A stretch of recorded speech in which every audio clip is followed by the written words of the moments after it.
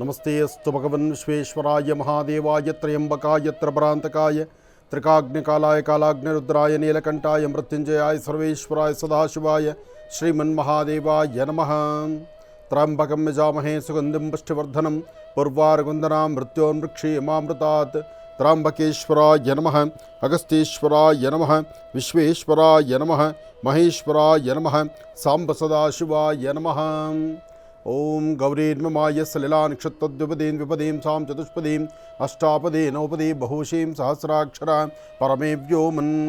ಓಂ ಜಾತವೇದಸೇ ಸುನವಾಮ ಸೋಮರಾತೀತೋ ನಿದಹಾತಿ ವೇದಾಃ ಸನಃಪರ್ಷತದ ದುರ್ಗಾಣಿ ವಿಶ್ವಾ ನಾವೇವ ಸಿಂಧುಂ ದುರಿತಾತ್ಯಗ್ನಿಂ ತ್ವಾಮಗ್ನಿವರ್ಣಾಂ ತಪಸಾ ಜ್ವಲಂತೀಂ ವೈಲೋಚನೀಂ ಕರ್ಮಫಲೇ ದುಷ್ಟಾಂ ದುರ್ಗಾಂ ದೇವೀಗುಂ ಶರಣಮಹಂ ಪ್ರಪದ್ಯೆ.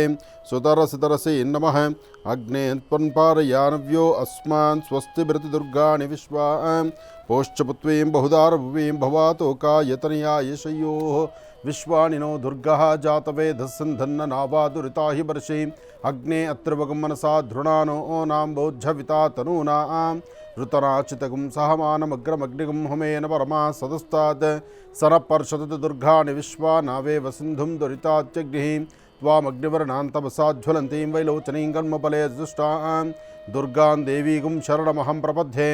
ಸುತರಸಿತರಸೇ ನಮಃ ಕಾತ್ಯಾಯನಾಯ ವಿದ್ಮಹೇ ಕನ್ಯಾಕುಮಾರಿ ಧೀಮಹಿ ತನ್ನೋ ದುರ್ಗೆ ಪ್ರಚೋದಯಾತ್. ಓಂ ದುಂ ದುರ್ಗಾಯೈ ನಮಃ, ಓಂ ದುಂ ದುರ್ಗಾಯೈ ನಮಃ, ಓಂ ದುಂ ದುರ್ಗಾಯೈ ನಮಃ. ಪದ್ಮಾನನೆ ಪದ್ಭೈ ಪದ್ಮಪತ್ರೇ ಪದ್ಮಪ್ರಿಯೇ ಪದ್ಮದಲಾಯತಾಕ್ಷಿ ವಿಶ್ವಪ್ರಿಯೇ ವಿಷ್ಣುಮನೋನುಕೂಲೆ ತ್ವತ್ಪಾದಪದ್ಮಂ ಮೈಸಿ ನಿಧಸ್ವ. ಯಾ ಸಾ ಪದ್ಮಾಸನಸ್ಥಾ ವಿಪುಲಕಡದರಿ ಪದ್ಮಪತ್ರಾಯತಾಕ್ಷಿ ಶ್ರೀಂ ಅಂಬಾಂ ಭಗವತೀಂ ಶ್ರೀಂ ಲಲಿತಾಂ ಫಲಾತ್ ತ್ರಿಪುರಸುಂದರೀಂ. ಭಗವತಿಯನ್ನು ಪ್ರಾರ್ಥನೆ ಮಾಡ್ತಾ ಮಹರ್ಷಿವಾಣಿ ಕಾರ್ಯಕ್ರಮದ ಸಮಸ್ತ ವೀಕ್ಷಕ ಬಂಧುಗಳಿಗೂ ಬೆಳಗಿನ ಶುಭೋದಯಗಳನ್ನು ಹೇಳ್ತಾ ತಮ್ಮೆಲ್ಲರಿಗೂ ಒಳ್ಳೆಯ ಯಶಸ್ಸುಂಟಾಗಲಿ, ಭಗವತಿಯ ಅನುಗ್ರಹ ಸದಾ ನಿಮಗಿರಲಿ, ಎಲ್ಲರಿಗೂ ಯಶಸ್ಸಿನ ಹಾದಿ ಎಂಬತಕ್ಕಂಥದ್ದು ಎಲ್ಲರಿಗೂ ಸಿಗುವಂಥದ್ದಾಗಲಿ. ಹಾಗಾಗಿ ಕೈಲಾಸನಾಥನಾದಂತಹ ಸಾಂಬ ಸದಾಶಿವನ ಅನುಗ್ರಹ ತಮ್ಮೆಲ್ಲರಿಗೂ ಸಿಗಲಿ ಎಂಬತಕ್ಕಂತಹ ಚಿಂತನೆ ಇವತ್ತು ಬೆಳಗ್ಗೆ ಪ್ರಾರಂಭದಲ್ಲಿ ನಂದಿ ಕ್ಷೇತ್ರದಲ್ಲಿರ್ತಕ್ಕಂಥ ಯೋಗನಂದೀಶ್ವರ ಭೋಗನಂದೀಶ್ವರ ನಂದಿ ಎಂಬತಕ್ಕಂಥದ್ದನ್ನು, ಆ ನಂದಿಯಲ್ಲಿರ್ತಕ್ಕಂಥ ನಂದಿಕೇಶ್ವರ ಇದ್ದಾನಲ್ಲ, ಆತನ ದರ್ಶನ ಮಾಡೋದ್ರಿಂದ ದರ್ಶನದಲ್ಲೇ ಸಾಕಷ್ಟು ಫಲಾಫಲಗಳನ್ನು ಸಿದ್ಧಿಪಡಿಸ್ಕೊಳ್ಬೋದು ಅಂತಾರೆ. ಹಾಗಾಗಿ ಯಾರೊಬ್ಬರಾದರೂ ಸಹಿತ ಒಮ್ಮೆಯಾದರೂ ನಂದಿ ಕ್ಷೇತ್ರಕ್ಕೆ ಹೋಗಿ ಬನ್ನಿ. ಭೋಗನಂದೀಶ್ವರ ಬೆಟ್ಟದ ಮೇಲಿರ್ತಕ್ಕಂಥ ಯೋಗನಂದೀಶ್ವರ, ನಂದಿ ಬೆಟ್ಟದಲ್ಲಿರ್ತಕ್ಕಂಥದ್ದು ಯೋಗನಂದೀಶ್ವರ, ನಂದಿ ಗ್ರಾಮದಲ್ಲಿರ್ತಕ್ಕಂಥದ್ದು ಭೋಗನಂದೀಶ್ವರ. ಅಲ್ಲಿ ಸ್ವಾಮಿಯನ್ನು ದರ್ಶನ ಮಾಡಿ ಬರ್ತಕ್ಕಂಥದ್ದು, ಅಲ್ಲಿರ್ತಕ್ಕಂಥ ಆಲಯ, ಆ ಆಲಯವನ್ನು ಕಣ್ತುಂಬಿಸ್ಕೊಳ್ಳೋದಿದೆಯಲ್ಲ, ಅದರಲ್ಲೂ ಬಹಳ ವಿಶೇಷವಾಗಿರ್ತಕ್ಕಂಥದ್ದು ಅರುಣಾಚಲೇಶ್ವರ ಮತ್ತು ಅಪಿತಕುಚಾಂಬ ಎಂಬತಕ್ಕಂಥ ದೇವಿ ಜೊತೆಗೆ ಪ್ರಸನ್ನ ಪಾರ್ವತಿಯ ಆ ವಿಶೇಷವಾಗಿರ್ತಕ್ಕಂಥ ಸಾನ್ನಿಧ್ಯ, ಅದ್ಭುತವಾದಂತಹ ಕಲ್ಯಾಣಿ ಮತ್ತು ಕಲ್ಯಾಣ ಮಂಟಪ ಎಲ್ಲವೂ ಸಹಿತ ಬಹಳ ವಿಶೇಷವಾಗಿ ನಾನಾ ಒಂದು ಶಿಲ್ಪರತ್ನ ಅಲ್ಲಿರ್ತಕ್ಕಂಥದ್ದು. ಅಂತಹ ಪರಮ ಪವಿತ್ರವಾಗಿರ್ತಕ್ಕಂಥ ಮೂಲ ಸಾನ್ನಿಧ್ಯ ನಂದಿಯ ಆ ನಂದಿಕೇಶ್ವರ ಸ್ವಾಮಿಯನ್ನು ದರ್ಶನ ಮಾಡುವಂಥ ಸೌಭಾಗ್ಯ ನಮ್ಮ ಈ ಮಹರ್ಷಿವಾಣಿ ಕಾರ್ಯಕ್ರಮದ ವೀಕ್ಷಕ ಬಂಧುಗಳು ತಮ್ಮೆಲ್ಲರಿಗೂ ಸಿಕ್ಕದ್ದು ಒಂದು ಸೌಭಾಗ್ಯವೇ ಸರಿ. ಇನ್ನು ವಾರದ ಪ್ರಾರಂಭ ಮಹಾವಿಷ್ಣು ನಿದ್ರೆಗೆ ಸಾರಿದಂಥ ನಿನ್ನೆ ಏಕಾದಶಿ ಇತ್ತಲ್ಲ, ಅದು ಮಹತ್ತರವಾಗಿರ್ತಕ್ಕಂಥದ್ದು. ವಿಠೋಬನ ದರ್ಶನ, ವಿಠಲ ವಿಠಲ ವಿಠಲ, ಆ ವಿಠಲ ಎಂಬತಕ್ಕಂಥದ್ದು ಜಯಹರಿ ವಿಠಲ, ಪಾಂಡುರಂಗ ವಿಠಲ, ಪಾಂಡುರಂಗ ವಿಠಲ, ಆ ಪಾಂಡುರಂಗ ವಿಠಲನ ದರ್ಶನಕ್ಕೆ ಬಂದಂತಹ ಲಕ್ಷಾಂತರ ಜನ, ಆ ಜನಸಾಗರ ನೋಡಿಬಿಟ್ರೆ ಅಬ್ಬಬ್ಬ ಎರಡು ಕಣ್ಗಳ ಸಾಲದು. ಭಗವಂತ ಗರ್ಭಗುಡಿಯಲ್ಲಿಲ್ಲ, ಪ್ರತಿಯೊಬ್ಬರ ಹೃದಯದಲ್ಲಿದ್ದಾನೆ. ಪ್ರತಿಯೊಬ್ಬ ಹೃದಯದಲ್ಲಿದ್ದು ನನಗೆ ಏಕಕಾಲದಲ್ಲೇ ಕೋಟ್ಯಾಂತರ ಜನ, ಲಕ್ಷಾಂತರ ಜನ ಎಲ್ಲರೂ ಸಹಿತ ಆ ವಿಠೋಬನ ದರ್ಶನ ಮಾಡಬೇಕು, ವಿಠೋಬನ ನಮಸ್ಕರಿಸಬೇಕು, ಆತನ ಕೃಪಾಶೀರ್ವಾದಕ್ಕೆ ನಾವು ಪಾಲ್ಗೊಳ್ಳಬೇಕು. ಆ ವಿಠಲ ಎಂಬತಕ್ಕಂಥ ಆ ಒಂದು ಪದ ಹೃದಯ ಸಂಬಂಧಪಟ್ಟತಕ್ಕಂಥ ಕಾಯಿಲೆಗಳನ್ನು ದೂರ ಮಾಡುತ್ತೆ ಅಂತ ಹೇಳ್ತಾರೆ. ನಿನ್ನೆ ಆಷಾಢದ ಪ್ರಥಮ ಏಕಾದಶಿ, ನಿನ್ನೆ ಏಕಾದಶಿ, ಇವತ್ತು ದ್ವಾದಶಿ. ನಿನ್ನೆ ಏಕಾದಶಿ ಉಪವಾಸ ಒಂದಷ್ಟು ಜನ ಮುದ್ರಾಧಾರಣೆಗಳು ಮಾಡಿಕೊಂಡಿದ್ದಾರೆ, ಒಂದಷ್ಟು ಜನ ಉಪವಾಸದಲ್ಲಿದ್ದು ವಿಶೇಷವಾಗಿ ಮಹಾವಿಷ್ಣುವಿನ ಆರಾಧನೆ ಮಾಡಿದ್ದಾರೆ. ನಿನ್ನೆ ಸಾಕಷ್ಟು ವಿಶೇಷವಾಗಿರ್ತಕ್ಕಂಥ ಪರಮ ಪವಿತ್ರವಾಗಿರ್ತಕ್ಕಂಥ ಪುಣ್ಯ ದಿನ ಅಂದರೂ ಅದು ತಪ್ಪಾಗುವುದಿಲ್ಲ. ಈ ಪ್ರಥಮ ಏಕಾದಶಿ ಅಂದರೆ ಭಗವಂತ ನಿದ್ದೆಗೆ ಜಾರುವಂತಹ ದಿನ. ಮುಂದಿನ 4 ತಿಂಗಳು ಅಂದರೆ ಇಂದಿನಿಂದ ನಿನ್ನೆಯಿಂದ 4 ತಿಂಗಳ ಕಾಲ ಸ್ವಾಮಿ ವಿಶೇಷವಾಗಿರ್ತಕ್ಕಂಥ ಕ್ಷೀರಸಾಗರದಲ್ಲಿ ವಿಶ್ರಮಿಸ್ತಾನೆ. ಆ ವಿಶ್ರಾಂತಿಯನ್ನು ತೆಗೆದುಕೊಳ್ಳತಕ್ಕಂಥ ಕಾಲ ಅಂತ ಹೇಳ್ತಾರೆ. ಹಾಗಾಗಿ ನಿನ್ನೆ ಯಾರೆಲ್ಲ ಮಹಾವಿಷ್ಣುವಿನ ದರ್ಶನ ಮಾಡಿದ್ದೀರೋ, ವಿಠೋಬನ ದರ್ಶನ ಮಾಡಿದ್ದೀರೋ, ಅಥವಾ ಮಹಾವಿಷ್ಣುವಿಗೆ ತುಳಸಿಯಿಂದ ಒಂದಷ್ಟು ಅರ್ಚನಾ ಸಂಕಲ್ಪಗಳನ್ನು ಮಾಡಿದ್ದೀರೋ, ಹಾಗೆ ದ್ವಾದಶಿ ಪಾರಾಯಣ ಇವತ್ತು ಬೆಳಗ್ಗೆ ಬೇಗ ಅನ್ನಪ್ರಸಾದವನ್ನು ಊಟ ಮಾಡಿದ್ದೀರೋ, ತಮ್ಮೆಲ್ಲರ ಜೀವನ ಯಶಸ್ಸಿನಮಯವಾಗಿರಲಿ. ನಿನ್ನೆ ಮತ್ತೊಂದು ವಿಶೇಷ ಮತ್ತು ಒಂದು ನೋವಿನ ಸಂಗತಿಯೂ ಸಹಿತ. ಆನಂದ್ ಗುರೂಜಿಯವರ ಮಾತೃ ಯೋಗ ನೋಡಿದ್ದು ಈ ಕಳೆದ 4 ವರ್ಷಗಳ ಹಿಂದೆ ಏಕಾದಶಿ ಎಂದೇ.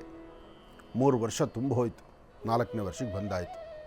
ನೋಡಿ ಹೇಗಿದೆ, ದಿನಗಳು ಉರುಳತಕ್ಕಂಥದ್ದು ಗೊತ್ತಾಗೋದೇ ಇಲ್ಲ. ನನ್ನ ತಾಯಿನ ಕಳ್ಕೊಂಡದ್ದು ಏಕಾದಶಿನೇ, ಆದರೆ ಸ್ವರ್ಗಸ್ಥರು ಅಂತ ಹೇಳ್ಬೋದು. ಏಕಾದಶಿ ಮರಣ ಸಾಮಾನ್ಯವಾದ್ದಲ್ಲ, ಏಕಾದಶಿ ಮರಣ ದ್ವಾದಶಿ ದಹನ ಅಂತ ಹೇಳ್ತಾರೆ. ಅಂತಹ ಏಕಾದಶಿ ಎಂದೇ ನಮ್ಮ ತಾಯಿಯವರು ತೀರಿದ್ದು. ಅಂದು ನೇರ ಪ್ರಸಾರದಲ್ಲೇ ಇದ್ದೆ ನಾನು. ಆದರೆ ಯಾವುದೇ ಆದರೂ ಸಹಿತ ಜವಾಬ್ದಾರಿ, ತಾಯಿ ಋಣ ತೀರ್ಸೋಕ್ಕಾಗೋದಿಲ್ಲ. ಆ ಮಾತೃ ಋಣ ಇದೆಯಲ್ಲ, ಮಾತೃವಾತ್ಸಲ್ಯ, ಮಾತೃ ಋಣ ಖಂಡಿತ ತೀರ್ಸೋಕ್ಕಾಗೋದಿಲ್ಲ. ಇದನ್ನು ನಾವು ಒಂದು ಕಡೆ ಆಲೋಚನೆ ಮಾಡ್ಬೋದು. ಪ್ರಭು ಶ್ರೀ ರಾಮಚಂದ್ರ ತನ್ನ ಸೀತೆಯನ್ನು ಆ ಒಂದು ರಾವಣಾಸುರನ ಒಂದು ಕಪಿಮುಷ್ಟಿಯಲ್ಲಿದ್ದಾಗ, ರಾವಣಾಸುರನ ಆಸ್ಥಾನದಲ್ಲಿದ್ದಾಗ, ಅಲ್ಲಿಂದ ತಾಯಿ ಬರಬೇಕಾದ್ರೆ ಹನುಮ ಸಾಕಷ್ಟು ಹೋರಾಡ್ತಾನೆ. ಹನುಮ ಹೋರಾಡಿ ಸೀತೆ ಎಲ್ಲಿದ್ದಾಳೆ ಎಂಬತಕ್ಕಂಥದ್ದನ್ನು, ಅಂತಹ ಕುರುಹುಗಳನ್ನು ಮೊದಲು ರಾಮನಿಗೆ ತಂದು ತಿಳಿಸ್ತಾನೆ. ಅದಾದ ನಂತರ ಯುದ್ಧ ಪ್ರಕ್ರಿಯೆ ಆಗುತ್ತೆ. ಅದೆಲ್ಲವೂ ತಮಗೆ ಗೊತ್ತಿರುವಂಥ ವಿಚಾರ. ರಾವಣದ ಅಂದರೆ ರಾಮಾಯಣದ ಒಂದಷ್ಟು ವೃತ್ತಾಂತ ಎಲ್ಲ ತಮಗೆ ಗೊತ್ತಿದೆ. ಆದರೆ ಇಲ್ಲಿ ಹಾಲಿನ ಋಣವನ್ನು ತೀರಿಸಲಿಕ್ಕೆ ತಾಯಿ ಎದೆ ಹಾಲು ಋಣ ತೀರಿಸುವಂಥದ್ದು ಯಾರಿಂದ ಸಾಧ್ಯ ಆಯಿತು? ಈ ಒಂದು ವಿಚಾರ ಮಾತ್ರ ಸೃಷ್ಟಿಯಲ್ಲಿ ಯಾರೂ ಸಹಿತ ಹಾಲಿನ ಋಣವನ್ನು, ತಾಯಿ ಎದೆ ಹಾಲು ಋಣವನ್ನು ತೀರಿಸಿದಂಥ ಪುಣ್ಯಾತ್ಮ ಇನ್ನೊಬ್ಬರಿಲ್ಲ ಅಂತ ಹೇಳ್ತಾರೆ. ಅದು ತಾಯಿನೇ ಹೇಳಬೇಕು. ನನ್ನ ಹಾಲಿನ ಋಣವನ್ನು ನೀನು ತೀರಿಸಿದ್ಯಪ್ಪ ಅನ್ನೋ ಮಾತು ತಾಯಿ ಹೇಳಬೇಕು, ಬಿಟ್ಟರೆ ಮಗನಿಂದ ಸಾಧ್ಯ ಇಲ್ಲ. ಆದರೆ ಅಂತಹ ವಿಚಾರ ಯೋಚನೆ ಮಾಡೋದಾದರೆ ರಾಮಾಯಣದಲ್ಲಿ ಬರುವಂತಹ, ಅಂದರೆ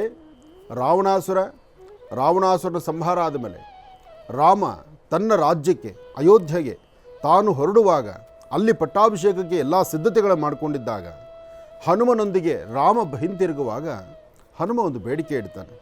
ಭಗವಂತ, ನಾನು ಈ ಕಾಯಕದ ಪ್ರಾರಂಭದಲ್ಲಿ ನನ್ನ ತಾಯಿ ಬಳಿ ಒಂದು ನಾನು ಮಾತು ಕೊಟ್ಟಿದ್ದೆ.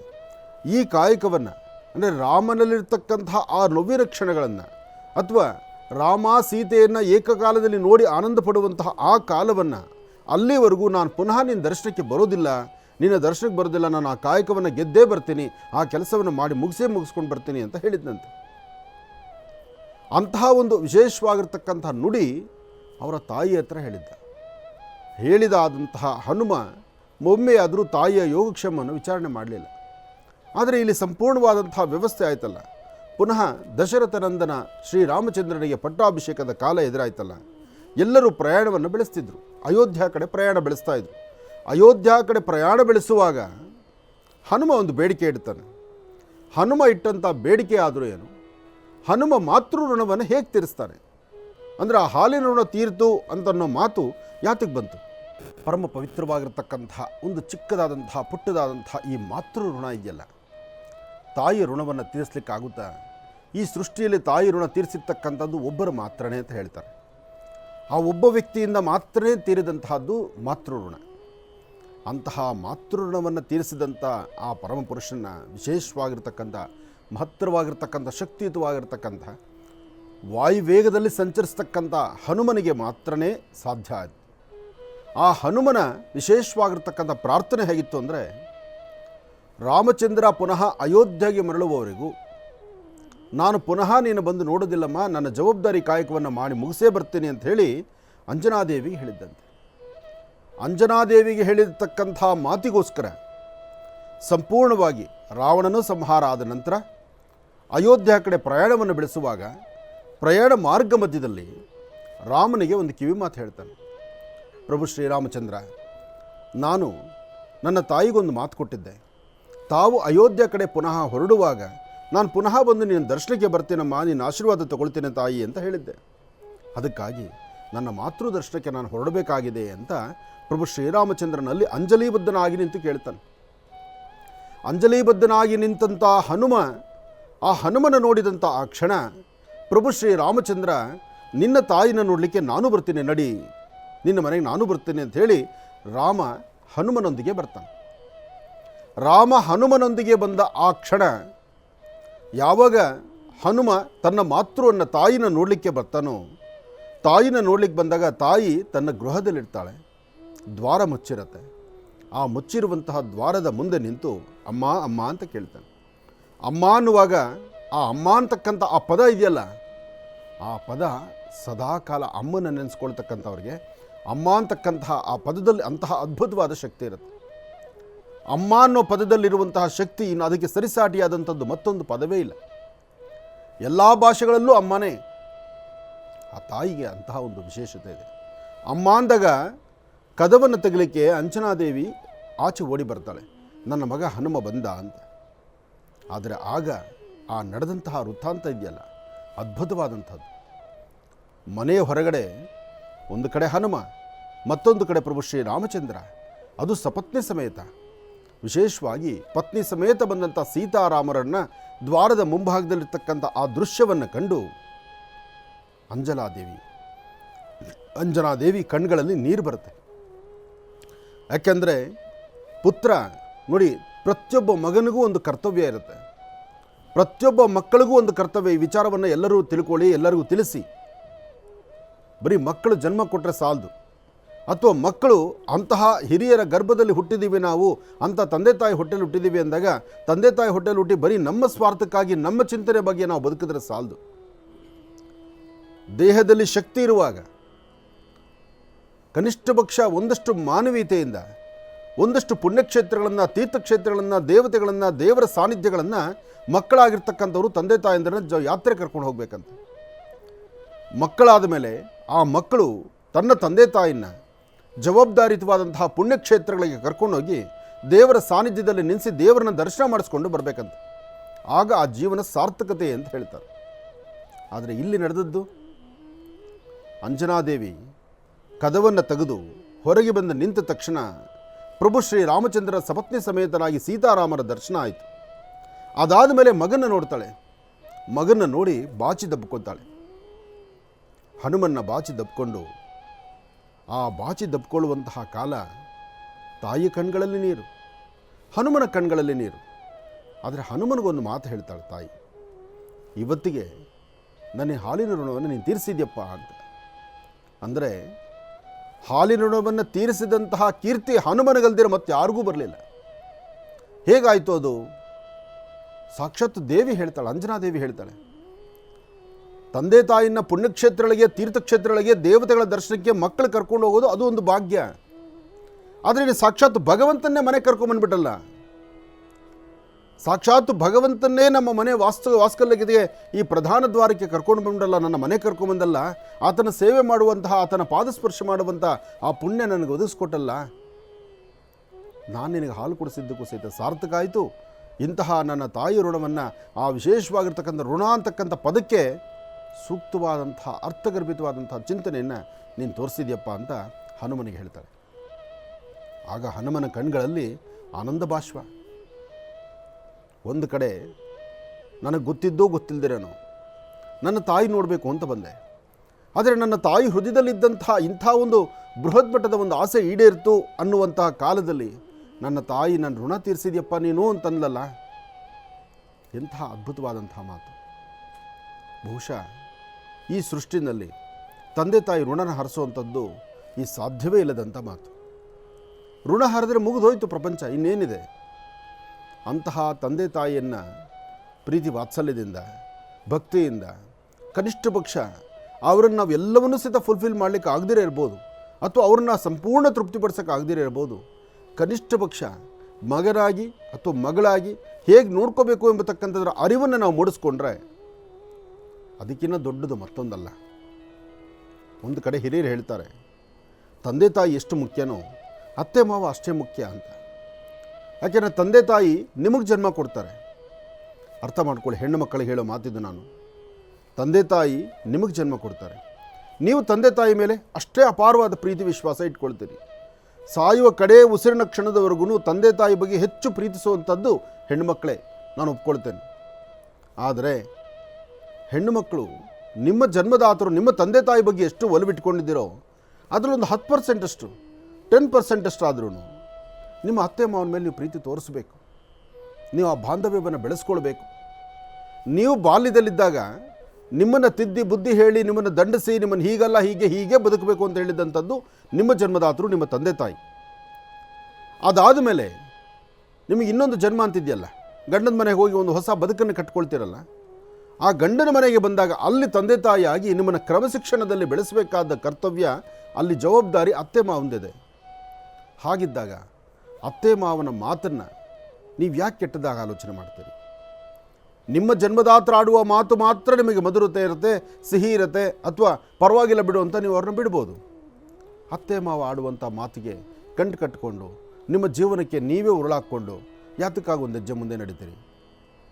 ಹಿರಿಯರು ಆಡುವ ಮಾತು ನಮ್ಮ ಯಶಸ್ಸಿಗಾಗಿ, ನಮ್ಮ ಶ್ರೇಯಸ್ಸಿಗಾಗಿ ಅಂತ ಒಂದಷ್ಟು ಮಟ್ಟಿಗೆ ನೀವು ಆಲೋಚನೆ ಮಾಡಿಬಿಟ್ರೆ, ಆ ಕ್ಷಣದಲ್ಲಿ ನೀವು ಸ್ವಲ್ಪ ಮನಸ್ಸು ಗಟ್ಟಿ ಮಾಡಿಕೊಂಡು ಮುಂದೆ ಆಗಬೇಕಾಗಿರ್ತಕ್ಕಂಥ ಒಳಿತಿನ ಬಗ್ಗೆ ಚಿಂತನೆ ಮಾಡಿಬಿಟ್ರೆ ಅದಕ್ಕಿಂತ ಮತ್ತೊಂದು ಪುಣ್ಯದ ಕಾಯಕ ಇನ್ನೊಂದಿಲ್ಲ.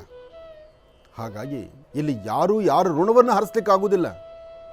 ಈ ಸೃಷ್ಟಿಯೇ ಹಾಗೆ. ಎದೆ ಹಾಲು ಕುಡಿದಿರ್ತಕ್ಕಂಥದ್ದನ್ನು ಎಷ್ಟೇ ಕಕ್ಕಿದ್ರೂ ಸಹಿತ ಸುಬ್ರಹ್ಮಣ್ಯೇಶ್ವರ ತನ್ನ ತಾಯಿ ಋಣವನ್ನು ಹರಿಸ್ಕೊಳ್ಳಿಕ್ಕಾಯ್ತಾ? ಅಂಜಲಿ ದೇವಿ ಹೇಳಿರ್ಬೋದು, ಅಂಜನಾದೇವಿ ಹೇಳಿದ್ದಾಳೆ ತನ್ನ ಮಗರಿಗೆ, ನನ್ನ ಋಣ ನೀನು ಹರಿತಪ್ಪ, ನನ್ನ ಹಾಲಿನ ಋಣವನ್ನು ನೀನು ತೀರಿಸಿದ್ಯಾ ಅಂತ. ಆದರೆ ಅದು ಸಾಧ್ಯವಾ? ಆಗೋದೇ ಇಲ್ಲ.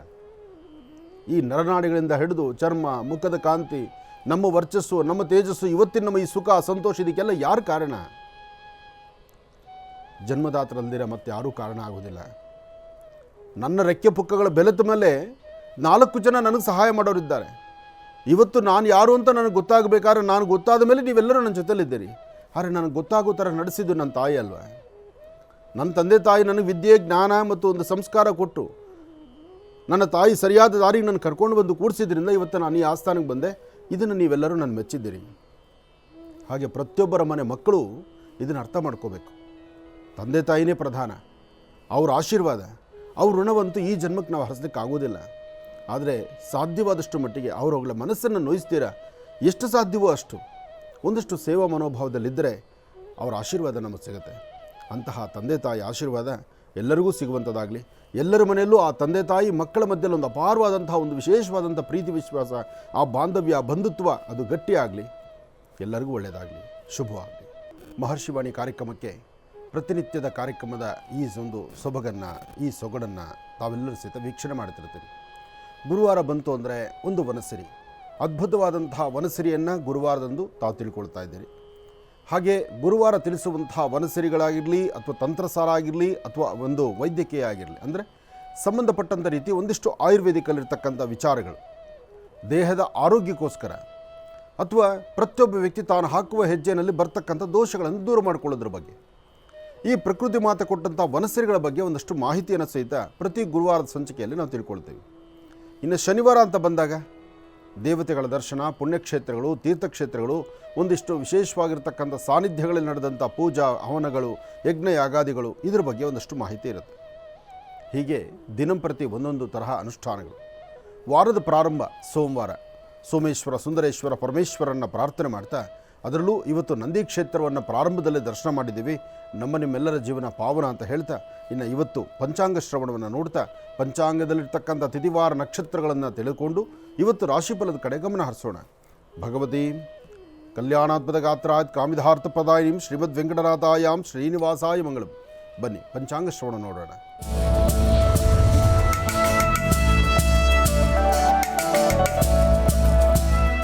ಸರ್ವಮಂಗಳ ಮಾಂಗಲ್ಯೆ ಶಿವೆ ಸರ್ವಾರ್ಥ ಸಾಧಿಕೆ ಶರಣ್ಯೇ ತ್ರ್ಯಂಬಕೆ ಗೌರಿ ನಾರಾಯಣಿ ನಮೋಸ್ತುತೆ. ಯಾದೇವಿ ಸರ್ವಭೂತೇಷು ಮಾತೃರೂಪೇಣ ಸಂಸ್ಥಿತ. ನಮಸ್ತಸ್ಸೈ ನಮಸ್ತಸ್ಸೈ ನಮಸ್ತಸ್ಸೈ ನಮೋ ನಮಃ. ಭಗವತಿಯನ್ನು ಪ್ರಾರ್ಥನೆ ಮಾಡ್ತಾ ಇನ್ನೇನು ಆಗೋ ಈಗೋ ಅಂದರೆ ತುಂಬ ಸಮೀಪಕ್ಕೆ ಬರ್ತಾ ಇದೆ, ಹತ್ತಿರದಲ್ಲಿದೆ. ಇದೇ ತಿಂಗಳಲ್ಲಿ 28ನೇ ತಾರೀಕು ಅಂದರೆ 28, 29, 27ನೇ ತಾರೀಕು ಬಹಳ ವಿಶೇಷವಾಗಿರ್ತಕ್ಕಂಥ ದಿನವೇ ಆದ್ದರಿಂದ, ಅದರಲ್ಲೂ ಭಾನುವಾರ ಆದ್ದರಿಂದ ಅವತ್ತಿನ ದಿವಸ ಶನೇಶ್ವರನಿಗೆ ಒಂದು ನೂತನವಾದಂಥ ಆಲಯವನ್ನು ಕಟ್ಟಿಸಿ ಸ್ವಾಮಿನ ಪ್ರತಿಷ್ಠಾಪನೆ ಮಾಡಬೇಕು ಎಂಬತಕ್ಕಂಥ ಚಿಂತನೆ ಮಹರ್ಷಿ ಮಂದಿರ ಸಾಲಿಗ್ರಾಮ ಕ್ಷೇತ್ರದಲ್ಲಿ. ಅದಾದ ನಂತರ 28, 29 ಇದೆಯಲ್ಲ, 28, 29 ನಾಗರ ಪಂಚಮಿ ಬಂದ್ಬಿಡುತ್ತೆ. ಶ್ರಾವಣ ಮಾಸದ ಶುಕ್ಲ ಪಕ್ಷದ ನಾಗರ ಪಂಚಮಿ ಎಂದೇ ಪ್ರತಿಷ್ಠಾಪನೆ ಆಗಿದ್ದು 2 ವರ್ಷ ಪೂರೈಸಿಕೊಂಡು 3ನೇ ವರ್ಷಕ್ಕೆ ಬರ್ತಿರ್ತಕ್ಕಂಥ ಈ ಶುಭ ಮುಹೂರ್ತದಲ್ಲಿ ಜಾತ್ರಾ ಮಹೋತ್ಸವ ಅಥವಾ ದೇವಿಯ ಉತ್ಸವ, ದೇವಿಯ ಒಂದು ಆರಾಧನೆ, ಒಂದು ಮಹತ್ತರವಾಗಿರ್ತಕ್ಕಂಥ ಮಹಾಯಜ್ಞ, ಶ್ರೀಸೂಕ್ತ ಹೋಮ ಇದು ನಡಿಬೇಕು ಅಂತ. ಅದಾದ ನಂತರ 29 ಆದಮೇಲೆ 30ನೇ ತಾರೀಕು ಒಂದು ವಸಂತ ಲಕ್ಷ್ಮೀನಾರಾಯಣರ ಸ್ನಾನ. ಯಾವ ಹೆಣ್ಣು ಮಕ್ಕಳಿಗಾಗಲಿ ಯಾವ ಗಂಡು ಮಕ್ಕಳಿಗಾಗಿರಲಿ ಮದುವೆ ಆಗದಿರಾ ಅಥವಾ ಕುಟುಂಬದಲ್ಲಿ ಕಲಹಗಳಿದ್ದು ದಾಂಪತ್ಯದಲ್ಲಿ ನೆಮ್ಮದಿ ಸುಖ ಸಂತೋಷವನ್ನು ಕಟ್ಕೊಳ್ಬೇಕು ಅಂದರೆ ಬುಧವಾರದ ಮಹಾವಿಷ್ಣುನ, ಯಾಕೆಂದರೆ ಮಂಗಳವಾರ 29ನೇ ತಾರೀಕು ವಿಶೇಷವಾದ ಉತ್ಸವ ಆಗಿರುತ್ತೆ, ಕಳಶ ಸ್ಥಾಪನೆ ಆಗಿರುತ್ತೆ. ಅದೇ ಕಳಶದ ಶುದ್ಧ ತೀರ್ಥ ಜಲವನ್ನು ಬರ್ತಕ್ಕಂಥ ಸುಮಂಗಲೆಯರು ಬರ್ತಕ್ಕಂಥ ಅಣ್ಣ ತಮ್ಮಂದರಿಗೆ ತೀರ್ಥ ಸ್ನಾನವಾಗಿ ಅದು ವ್ಯವಸ್ಥೆ ಮಾಡಬೇಕು ಎಂಬತಕ್ಕಂಥ ಚಿಂತನೆ ಈಗ ನಡೀತಾ ಇದೆ. ಏನೇನು ಕಾರ್ಯಕ್ರಮ ಎಂಬತಕ್ಕಂಥದ್ದನ್ನು ಇನ್ನು ಒಂದೆರಡು ಮೂರು ದಿನಗಳಲ್ಲಿ ನಾವು ತಿಳಿಸ್ಕೊಡ್ತೀವಿ. ಆದರೆ ಮಹರ್ಷಿ ಮಂದಿರದಲ್ಲಿ 25ನೇ ತಾರೀಕಿನಿಂದ 30ನೇ ತಾರೀಕುವರೆಗೂ ನಡೀತಕ್ಕಂತಹ ಕಾರ್ಯಕ್ರಮಗಳ ವಿವರ ಇನ್ನೊಂದೆರಡು ದಿವಸದಲ್ಲಿ ನಿಮಗೆ ವಿಚಾರವನ್ನು ಮುಟ್ಟಿಸ್ತೀನಿ. ಆದರೆ ಅದಕ್ಕೂ ಪೂರ್ವಭಾವಿಯಾಗಿ ಇಂತಹ ಅದ್ಭುತವಾದಂತಹ ಕಾಯಕ ನಡೆಯುವಂಥ ಕಾಲದಲ್ಲಿ ನಿಮ್ಮೆಲ್ಲರ ಸಹಕಾರ ಸಹಿತ ಅಷ್ಟೇ ಬೇಕಾಗಿದೆ. ಸಹಕಾರ ಬೇಕು, ಒಂದಷ್ಟು ಸಹಾಯವೂ ಬೇಕು. ಅದು ನಿಮಗೆ ಮಾಡುವಂತಹ ಗುಣ ನಿಮ್ಮದಾಗಿರಬೇಕು. ಏನಿಲ್ಲದಿದ್ದರೂ ಬಂದು ದೇವರ ದರ್ಶನ ಮಾಡಿ ಆ ಭಗವಂತನ ಕೃಪಾ ಕಟಾಕ್ಷಕ್ಕೆ ಪಾತ್ರರಾಗಿ. ಯಾಕೆಂದರೆ ಸಾಲಿಗ್ರಾಮ ಕ್ಷೇತ್ರ ಕಣ್ತುಂಬಿಸ್ಕೊಳ್ಳೋದು, ಸಾಲಿಗ್ರಾಮ ಕ್ಷೇತ್ರದಲ್ಲಿ ಸಿಗುವಂಥ ಅಂಜನ ಪ್ರಸಾದ ಆಗಿರಲಿ, ಮೃತ್ತಿಗೆ ಪ್ರಸಾದ ಆಗಿರಲಿ, ಅದಕ್ಕಿಂತ ಮುಖ್ಯವಾಗಿ ಆ ಸ್ವಾಮಿಯನ್ನು ದರ್ಶನ ಮಾಡುವಂಥ ಕಾಲ ನಿಮ್ಮ ಮನಸ್ಸಲ್ಲಾಗುವಂತಹ ಆ ಬದಲಾವಣೆಗಳಿದೆಯಲ್ಲ, ಅದು ಶೀಘ್ರವಾಗಿ ಒಳಿತನ್ನು ತಂದುಕೊಡಲಿ. ಒಳ್ಳೆಯದಾಗಲಿ, ಶುಭವಾಗಲಿ. ಇನ್ನು ನಮ್ಮ ಈ ಮಹರ್ಷಿವಾಣಿ ಕಾರ್ಯಕ್ರಮದಲ್ಲಿ ನಮ್ಮೊಂದಿಗೆ ಇರ್ತಕ್ಕಂಥವ್ರು ರಾಮರಾಜ್ ಆಚಾರ್ಯ ಪಂಚೆ ಮತ್ತು ದೋತೀಸ್. ರಾಮರಾಜ್ ಆಚಾರ್ಯ ಪಂಚೆ ಮತ್ತು ದೋತೀಸ್. ಒಂದು ಒಳ್ಳೆ ಪಂಚೆಗಳನ್ನು ಉಡಬೇಕಾದ್ರೆ ಗಂಡಸರಿಗೆ ಎಲ್ಲಪ್ಪ ಸರಿಯಾದ ಪಂಚೆ ಮಳಿಗೆ ಅಂದರೆ ಅದು ರಾಮರಾಜಲ್ಲೇ. ಅಂತಹ ರಾಮರಾಜ್ ಇದೆ. ಇನ್ನು divine star pendant. Divine star pendant ಅಂತೂ ದಿನಂಪ್ರತಿ ಇತ್ತೀಚಿನ ದಿನಗಳಲ್ಲಿ ಆಗ ಯಾತ್ರೆಗಾಗಿ ಒಂದಷ್ಟು ಜನ ಏನು ಮಾಡಿದ್ರು, ಯಾತ್ರೆಗೋಸ್ಕರ ನನ್ನ ಒಂದು ಲೆಕ್ಕಿಡಿಪ್, ನನ್ನ ಅದೃಷ್ಟದಲ್ಲಿ ಒಂದೊಳ್ಳೆ ಪುಣ್ಯಕ್ಷೇತ್ರ ದರ್ಶನ ಮಾಡುವಂಥ ಸೌಭಾಗ್ಯ ನಂಗೆ ಸಿಗೋದಾದರೆ ಈ ಡಿವೈನ್ ಸ್ಟಾರ್ನ ಹಾಕ್ಕೊಂಡ್ರೆ ನನಗೂ ಸಿಗ್ಬೋದಾ ಅಂತ ಒಂದಷ್ಟು ಜನಕ್ಕೆ ಅನುಕೂಲ ಆಯಿತು. ಈಗಂತೂ ಸಾಕಷ್ಟು ಬಹುಮಾನಗಳು ಬಂದುಬಿಟ್ಟಿದೆ. ಸಾಕಷ್ಟು ಬಹುಮಾನಗಳನ್ನು, ಸಾಕಷ್ಟು ವಿಶೇಷವಾಗಿರ್ತಕ್ಕಂಥ ಗಿಫ್ಟನ್ನು ಕೊಟ್ಟಿರೋದ್ರಿಂದ ಈಗೇನಾಗ್ತಿದೆ, ಡಿವೈನ್ ಸ್ಟಾರ್ ಪೆಂಡೆಂಟನ್ನು ಧರಿಸಿ ನಿಮ್ಮ ಫೋಟೋ ಮತ್ತು ನಿಮ್ಮ ಬಿಲ್ ನಂಬರ್ನ ಕಳಿಸಿದಾಗ ಯಾವ ಬಹುಮಾನ ನಿಮಗೆ ಆಯ್ಕೆ ಆಗುತ್ತೋ, ಯಾವ ಬಹುಮಾನ ಬರುತ್ತೋ ಅದು ನಿಮ್ಮ ಮನೆ ಬಾಗಿಲಿಗೆ ಬರುತ್ತೆ. ಇದೊಂದು ಅದೃಷ್ಟವೇ ಸರಿ. ಏನೇ ಆದರೂ ಡಿವೈನ್ ಸ್ಟಾರ್ ಪೆಂಡೆಂಟ್ ಅಂತೂ ನಿಮ್ಮ ಅದೃಷ್ಟದ ರೇಖೆಗಳನ್ನು ಬದಲಾಯಿಸ್ತಾ ಇದೆ, ಒಳ್ಳೆ ಅದೃಷ್ಟವನ್ನು ತರ್ತಾ ಇದೆ. ಇನ್ನು ಸುದರ್ಶನ್ ಸಿಲ್ಕ್ ಚಿಕ್ಕಪೇಟೆ ಮತ್ತು ಮಾರುತಹಳ್ಳಿ. ಸುದರ್ಶನ್ ಸಿಲ್ಕ್ ಚಿಕ್ಕಪೇಟೆ ಮತ್ತು ಮಾರುತಹಳ್ಳಿ ಇದು ಸಹಿತ ಒಂದು ಅದ್ಭುತವಾದಂಥ ಚಿಂತನೆ. ಬನ್ನಿ ನೋಡಿ ದರ್ಶನ ಮಾಡಿ. ಯಾಕೆಂದರೆ ಸುದರ್ಶನ್ ಸಿಲ್ಕಲ್ಲಿ ಸಿಗುವಂಥ ಆ ಸಿಲ್ಕ್ ಸ್ಯಾರೀಸ್ ಇದೆಯಲ್ಲ, ಅಬ್ಬಬ್ಬಾ, ಏನೇ ಆದರೂ ಅದ್ರ ಬಗ್ಗೆ ನಾನು ಹೆಚ್ಚಾಗಿ ಹೇಳಬೇಕಾದಿಲ್ಲ. ಹೆಣ್ಣು ಮಕ್ಕಳಿಗೆ ನಿಮಗೆ ನೋಡ್ತಲೇ ಗೊತ್ತಾಗುತ್ತೆ ಆ ಸೀರೆ ಬಣ್ಣ, ಆ ಸೀರೆ ಬಾರ್ಡರು. ಮತ್ತು ಇನ್ನೇನು ಹಬ್ಬಗಳ ಹತ್ತಿರ ಬಂತು, ಶ್ರಾವಣ ಎದುರಾಗ್ತಾ ಇದೆ, ಶ್ರಾವಣಕ್ಕೂ ಮುನ್ನ ಒಳ್ಳೆ ವಸ್ತ್ರಗಳನ್ನು ತಗೊಳ್ಳುವಂಥದ್ದಾಗಲಿ. ಇನ್ನು ದಂಪತಿಗಳ ಕೊರಗಿದೆಯಲ್ಲ, ಈ ನವದಂಪತಿಗಳು ಅಥವಾ ಮದುವೆ ಆಗಿ ಒಂದಿಷ್ಟು ವರ್ಷ ಆಯಿತು, ನಮಗೆ ಇನ್ನೂ ಇಲ್ಲಿವರೆಗೂ ಸಂತಾನ ಆಗ್ತಾ ಇಲ್ಲ, ಸಂತಾನದ ಕೊರತೆ ಇದೆ ಅಥವಾ ಸಂತಾನ ಆಗಲಿಕ್ಕೆ ಗರ್ಭ ನಿಲ್ತಿಲ್ಲ ಎಂಬತಕ್ಕಂಥವರಿಗೆ ಅವರ ನೋವನ್ನು ಮರೆಸಲಿಕ್ಕೋಸ್ಕರ, ಆ ನೋವಿಗೊಂದು ಸೂಕ್ತ ಪರಿಹಾರಕ್ಕೋಸ್ಕರ ತಾಮರ ಐ ವಿ ಎಫ್ ಅಲ್ಲಿದೆಯಲ್ಲ, ತಾಮರ ಐ ವಿ ಎಫ್ ಅಲ್ಲಿರ್ತಕ್ಕಂತಹ ಅದ್ಭುತವಾದಂಥ ಚಿಂತನೆ, ಅಲ್ಲಿರುವಂಥ ವೈದ್ಯರ ಸಲಹೆ ನಿಮಗೆ ಶೀಘ್ರವಾಗಿ ಅನುಕೂಲ ಆಗುತ್ತೆ. ಒಳ್ಳೆಯದಾಗಲಿ, ಶುಭವಾಗಲಿ. ಏನೇ ಆದರೂ ಒಂದೊಂದು ವಿಚಾರಗಳು ಸಹಿತ ಬಹಳ ಅದ್ಭುತವಾಗಿರ್ತಕ್ಕಂಥದ್ದೇ. ಅಂತಹ ಅದ್ಭುತವಾದ ಚಿಂತನೆಗಳನ್ನು ಆಗಿಂದಾಗಲೇ ಮಾಡಬೇಕು. ತುಂಬ ಲೇಟ್ ಮಾಡ್ಕೊಳ್ಳೋದ್ರಲ್ಲಿ ಅರ್ಥ ಇಲ್ಲ. ಯಾವುದೇ ವಿಚಾರ ಆಗಲಿ, ಭಗವಂತ ನಮಗೆ ಏನೇನು ಆಯಾ ಕಾಲಕ್ಕೆ ಒದಗಿಸ್ಬೇಕೋ ವಿಚಾರ ಗೊತ್ತಾದ ತಕ್ಷಣ ನಾವು ಒಂದು ಹೆಜ್ಜೆ ಮುಂದೆ ನಡೀತಕ್ಕಂಥದ್ರಲ್ಲಿ ತಪ್ಪಿಲ್ಲ. ಒಳ್ಳೆಯದಾಗಲಿ, ಶುಭವಾಗಲಿ. ಶ್ರೀ ವಿಶ್ವವಸು ನಾಮ ಸಂವತ್ಸರೆ ಉತ್ತರಾಯಣಿ ಗ್ರೀಷ್ಮ ಋತು ಆಷಾಢ ಮಾಸ ಶುಕ್ಲಪಕ್ಷ 7/7/2025. ಇವತ್ತು ಬಹಳ ವಿಶೇಷವಾಗಿರ್ತಕ್ಕಂಥ ದಿನ. 7/7/2025 ನೋಡಿ, ಎಲ್ಲ ಕಡೆಯಲ್ಲೂ ಸಹಿತ ಇವತ್ತು ಬಹಳ ಚೆನ್ನಾಗಿದೆ. 7/7 ಅಂದರೆ 3 ಭಾಗದಲ್ಲಿ 7ಗಳು ಬರುತ್ತಿಲ್ಲಿ. 7/7/2025. ಆ ಮೊದಲನೇ 2 ಪಕ್ಕದಲ್ಲಿಟ್ಟರೆ ಇನ್ನು 25, 2 7 5 ಅಲ್ಲಿಗೆ ಬಂತು, 7 ಆಗುತ್ತೆ. ಅದರಿಂದ ಸೋಮವಾರ ದ್ವಾದಶಿ, ಅನುರಾಧ ನಕ್ಷತ್ರ ಮಹಾನಕ್ಷತ್ರ. ಇವತ್ತು ನೀವು ಯಾವ ಕಾಯಕವನ್ನು ಶುರು ಮಾಡ್ತಿದ್ದೀರೋ, ಇವತ್ತು ಬಹಳ ದ್ವಾದಶಿ ಇರತಕ್ಕಂಥದ್ದು. ನೆನ್ನೆ ಏಕಾದಶಿ, ಪ್ರಥಮ ಏಕಾದಶಿ, ಇವತ್ತು ದ್ವಾದಶಿ. ನಿನ್ನೆ ಸ್ವಾಮಿ ಕ್ಷೀರಸಾಗರದಲ್ಲಿ ವಿಶ್ರಾಂತಿಯನ್ನು ತೆಗೆದುಕೊಂಡ, ಆದರೆ ಇವತ್ತು ಅನುಗ್ರಹವನ್ನು ದಯಪಾಲಿಸ್ತಾ ಇದ್ದಾನೆ. ಅಂತಹ ಅನುಗ್ರಹ ಇರತಕ್ಕಂಥದ್ದು. ಜೊತೆಗಿಲ್ಲಿ ಬಹಳ ವಿಶೇಷವಾಗಿರ್ತಕ್ಕಂಥದ್ದು ಈ ಒಂದು ಅನುಗ್ರಹ ಅಂದರೆ ಮಹಾವಿಷ್ಣು ಕ್ಷೀರಸಾಗರದಲ್ಲಿ ಶಯನಕ್ಕೆ ಹೊರಡಬೇಕಾದ್ರೆ, ಅಂದರೆ ಸ್ವಾಮಿ ವಿಶ್ರಾಂತಿಸಿಕೊಳ್ಬೇಕಾದ್ರೆ ಇದರ ಹಿಂದೆ ಪೂರ್ವ ಕಥೆಗಳು ಬಹಳ ಚೆನ್ನಾಗಿದೆ. ಆದರೆ ಇವತ್ತು ಸಮಯ ಬಹಳ ಕಡಿಮೆ ಇದೆ. ಸಮಯ ಕಡಿಮೆ ಇರೋದ್ರಿಂದ ನಾನು ಕಥಾಶ್ರವಣಕ್ಕೆ ಹೊರಡೋಕ್ಕಾಗ್ತಾ ಇಲ್ಲ. ಆದರೆ ಸದ್ಯದಲ್ಲೇ ಆ ವಿಚಾರವನ್ನಂತೂ ನಿಮ್ಮ ಮುಂದೆ ತರ್ತೀನಿ. ಯಾಕೆಂದರೆ ಇಂತಹ ಧರ್ಮ ಸೂಕ್ಷ್ಮತೆಗಳನ್ನು, ಒಂದಷ್ಟು ಪುರಾಣ ಗ್ರಂಥಗಳಲ್ಲಿರ್ತಕ್ಕಂಥ ವಿಚಾರಗಳನ್ನು ನಾವು ತಂದುಕೊಳ್ಬೇಕು. ನಮ್ಮ ಮುಂದಿನ ಪೀಳಿಗೆಗೆ ಅದನ್ನು ತಿಳಿಸಬೇಕು. ಆವಾಗಲೇ ಅದು ಮೂಲಾರ್ಥ, ಸರಿಯಾದ ಕ್ರಮ. ನಮಸ್ಸೂರ್ಯಾಯ ಚಂದ್ರಾಯ ಮಂಗಳಾಯ ಬುಧಾಯ ಚ ಗುರು ಶುಕ್ರ ಶನಿಶ್ಚ ರಾಹವೇ ಕೇತುವೇ ನಮಃ. ಆದಿತ್ಯಾದಿ ನವಗ್ರಹಗಳನ್ನು ಪ್ರಾರ್ಥನೆ ಮಾಡ್ತಾ ಸರ್ವರಿಗೂ ಸಕಲರಿಗೂ ಸಹಿತ ಸನ್ಮಂಗಳ ಉಂಟಾಗಲಿ, ಸಾಂಬ ಸದಾಶಿವನ ಅನುಗ್ರಹ ವಾರದ ಪ್ರಾರಂಭದ ಈ ಸೋಮವಾರದಂದು ಎಲ್ಲರಿಗೂ ಸಿಗುವಂಥದ್ದಾಗಲಿ. ಒಂದು ಕಡೆ ಕೇಶವನ ಆರಾಧನೆ, ಮತ್ತೊಂದು ಕಡೆ ಶಿವನ ಆರಾಧನೆ. ಶಿವಕೇಶವರನ್ನು ಆರಾಧನೆ ಮಾಡುವಂತಹ ಈ ಒಂದು ದ್ವಾದಶಿಯ ವಿಶೇಷವಾಗಿರ್ತಕ್ಕಂಥ ಈ ಶುಭ ದಿನ. ಮತ್ತೊಂದು ಅನುರಾಧ ನಕ್ಷತ್ರ, ಮಹಾನಕ್ಷತ್ರ. ನಕ್ಷತ್ರ ಪ್ರಕಾರವಾಗೂ ಚಂದ್ರ ಚೆನ್ನಾಗಿದ್ದಾನೆ, ಗುರು ಚೆನ್ನಾಗಿದ್ದಾನೆ. ಹಾಗೆ ಇವತ್ತಿನ ತಿಥಿವಾರ ನಕ್ಷತ್ರ ಯೋಗ ಫಲ ಬಹಳ ಚೆನ್ನಾಗಿರೋದ್ರಿಂದ ಯಾರು ಯಾವ ಕೆಲಸ ಕಾರ್ಯಗಳನ್ನು ಮಾಡಲಿಕ್ಕೆ ತಾವು ಮುಂದಾಗ್ತಾ ಇದ್ದೀರೋ ನಿಮ್ಮ ಮನಸ್ಸಲ್ಲಿರುವಂತಹ ದ್ವಂದ್ವ ನಿಲುವು ದೂರ ಆಗಿ ಶೀಘ್ರ ಫಲವನ್ನು ಸಿದ್ಧಿಪಡಿಸ್ಕೊಳ್ತೀರಿ. ಇನ್ನು ಪ್ರಾರಂಭಿಕವಾಗಿ ಇವತ್ತಿನ ಮುಹೂರ್ತ ಬಲಗಳನ್ನೆಲ್ಲ ತಿಳ್ಕೊಂಡಾಯಿತು. ಇನ್ನು ರಾಶಿ ಫಲದ ಕಡೆ ಗಮನ. ಆ ರಾಶಿ ಫಲಗಳಲ್ಲಿ ಮೊದಲನೇದಾದಂಥದ್ದು ಮೇಷರಾಶಿ. ಮೇಷರಾಶಿ ಮೇಷಲಗ್ನ. ಮೇಷಲಗ್ನದಲ್ಲಿರ್ತಕ್ಕಂಥವರು ವ್ಯಾಪಾರ, ವ್ಯವಹಾರ, ಕೆಲಸ ಕಾರ್ಯಗಳು ಏನು ಮಾಡಬೇಕಾದರೂ ಪ್ರಾರಂಭಿಕ ಹಂತದಲ್ಲಿ ಸ್ವಲ್ಪ ಅಡ್ಡಿ ಆತಂಕ ಇದೆ. ಮಾನಸಿಕವಾದಂಥ ಒತ್ತಡ ಇದೆ. ಕೆಲಸ ಕಾರ್ಯಗಳಲ್ಲಿ ಲಾಭ ಕಡಿಮೆ ಇದೆ. ಹಾಗೆ ನಾನು ನಂದು ಅಂತಕ್ಕಂಥ ಆ ಮನಸ್ಥಿತಿನಲ್ಲಿ ಒಂದು ಸ್ವಲ್ಪ ಅಡ್ಡಿ ಆತಂಕ ಎಂಬತಕ್ಕಂಥದ್ದೇ ಸಾಕಷ್ಟು ಎದುರಾಗುತ್ತೆ. ಆದರೆ ತೃಪ್ತಿಕರವಾದಂತಹ ಬದುಕನ್ನು ಕಟ್ಕೊಳ್ಬೇಕಾಗಿರ್ತಕ್ಕಂಥ ನಮಗೆ ಇಲ್ಲ ಒಂದಿಷ್ಟು ಅಸಮಾಧಾನಕ್ಕೆ ತಿರುಗುವಂತಹ ಪರಿಸ್ಥಿತಿ ಎದುರಾಗುತ್ತೆ.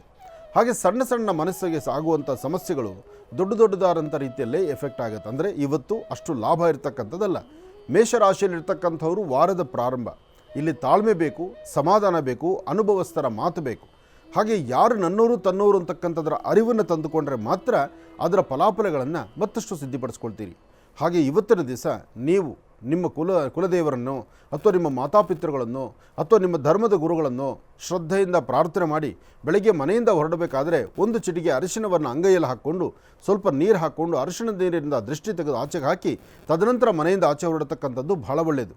ಇದರಿಂದ ಮೇಷರಾಶಿಯವರು ಇವತ್ತು ಬಂದೊದಗುವಂಥ ಸಮಸ್ಯೆಗಳಿಂದ ಮುಕ್ತರಾಗ್ತೀರಿ. ಇನ್ನು ವೃಷಭರಾಶಿ.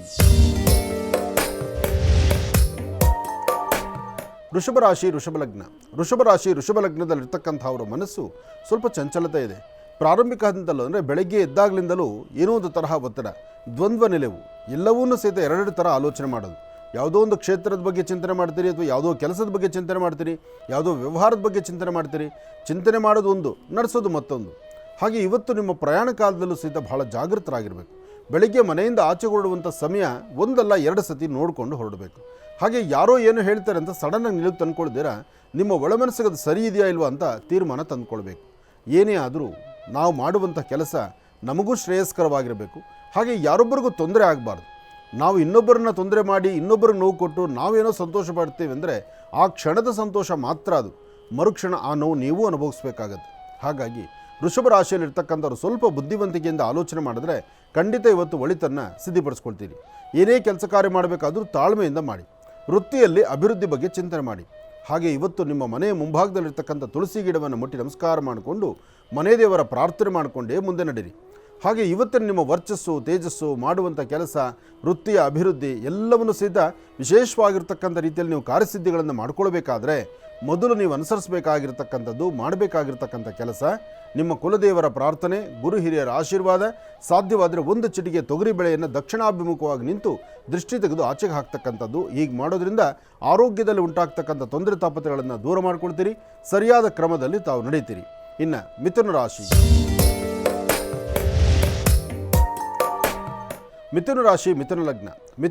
ಮಿಥುನ ಲಗ್ನದಲ್ಲಿರ್ತಕ್ಕಂಥವ್ರಿಗೆ ಗುರು ಇರ್ತಕ್ಕಂಥ ಆಸ್ಥಾನ ಚೆನ್ನಾಗಿದೆ, ಬುಧನ ಆಸ್ಥಾನ ಚೆನ್ನಾಗಿದೆ, ಆರ್ಥಿಕ ಪರಿಸ್ಥಿತಿ ಪರವಾಗಿಲ್ಲ, ವ್ಯಾಪಾರ ಪರವಾಗಿಲ್ಲ.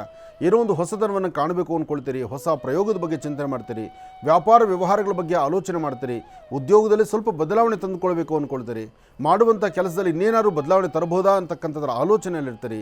ಹೊಸತನದ ಬಗ್ಗೆ ಮತ್ತು ಕುಟುಂಬದಲ್ಲಿರ್ತಕ್ಕಂಥ ಸದಸ್ಯರ ಬಗ್ಗೆ, ಹಾಗೆ ನಿಮ್ಮ ಉದ್ಯೋಗ ವ್ಯಾಪಾರದಲ್ಲಿ ಆರ್ಥಿಕ ಪರಿಸ್ಥಿತಿಯನ್ನು ಮತ್ತಷ್ಟು ಅಭಿವೃದ್ಧಿಪಡಿಸ್ಕೊಳ್ಳುವಂಥ ನಿಟ್ಟಿನಲ್ಲೂ ನಿಮ್ಮ ಚಿಂತನೆ ಇರುತ್ತೆ.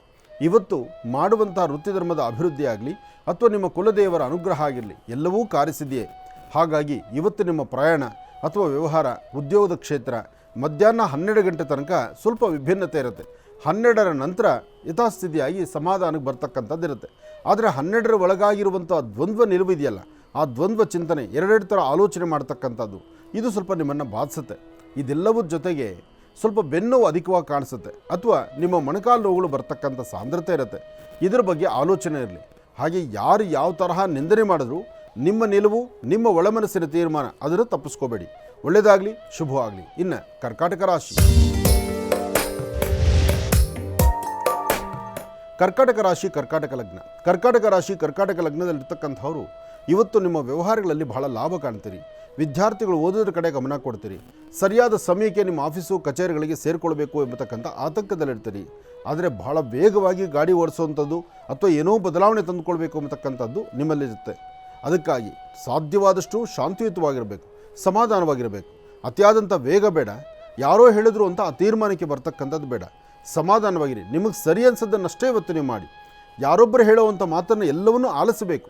ಸರಿ ತಪ್ಪುಗಳನ್ನು ನೀವು ಚಿಂತನೆ ಮಾಡಬೇಕು. ತದನಂತರ ಒಂದು ಒಳ್ಳೆಯ ತೀರ್ಮಾನಕ್ಕೆ ಬರಬೇಕು.